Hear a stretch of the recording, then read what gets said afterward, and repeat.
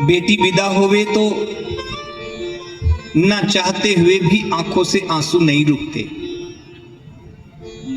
और आपको मालूम है माताओं, जब बेटी विदा हुई तो सबसे ज्यादा कौन रोता है? कौन रोता है? पिता। सबसे ज्यादा रोता है पिता। बस उसके रोने का अंदाज थोड़ा अलग होता है। बच्चों की तरह तो नहीं रो सकता ना, पर मैं सच्ची कहता हूं मेरी माताओं, घर के कोने में जब देखता है कोई आसपास नहीं है ना, तो चुपके से रो लेता है पिता। और इस बात का एहसास आपको हो सकता है अगर आपको अपने पिता का स्मरण होगा, अपने अपने समय का स्मरण होगा, तो शायद आपको यह बात। और बेटी को भी सबसे ज्यादा पीड़ा तो इसी बात की होती, मां रो रही है इस बात का दर्द कम होता है, लेकिन जब बेटी अपने पिता को रोता हुआ देखती है ना, तो आंसू को नहीं रोक पाती बेटी। न जाने क्यों पिता को रोता नहीं देख पाती बेटी। कई बार तो बेटियां अपने पिता की आंखों के आंसुओं को पोंछते पोंछते कह देती है, पापा मैं रोऊं तो रोऊं पर आप नहीं रो, क्योंकि आपकी आंखों में आंसू बिल्कुल भी अच्छे नहीं लगते। आप तो डांटते हो अच्छा लगता है, गुस्सा करते हो अच्छा लगता है, कभी गुस्से में हम पर हाथ भी चला देते हो तो भी अच्छा लगता है, पर जब आप रोते हो तो बिल्कुल अच्छा नहीं लगता। सच्ची बोलता हूं मेरी माताओं, ये पिता का हृदय है। और बेटियां धीरे धीरे पिता की लाडली हो भी जाती हैं। मालूम क्यों? क्योंकि बेटी कभी कभी पिता का ख्याल ऐसे रखती जैसे बेटी नहीं मां हो। हाँ, बेटी कभी कभी मां बन जाती है, पिता पर अधिकार जताती है। मना कर देना तो बेटी शक्तिमान बन गई ऐसे खड़ी हो जाती, कैसे नहीं खाओगे, खाना पड़ेगा। हाँ, हाथ में पानी का ग्लास लाएगी और हाथ आगे खींचकर टेबलेट हाथ पे रखकर बोलेगी, चलो फटाफट मुंह में डालो, पानी लो, खाओ दवा। ये सच्ची बोलता हूं माताओं, ये अनुभव का विषय है। और इसीलिए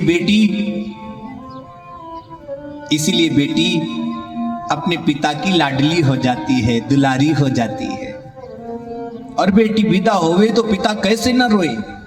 ध्यान सबका मंच की ओर। पिता कैसे न रोए।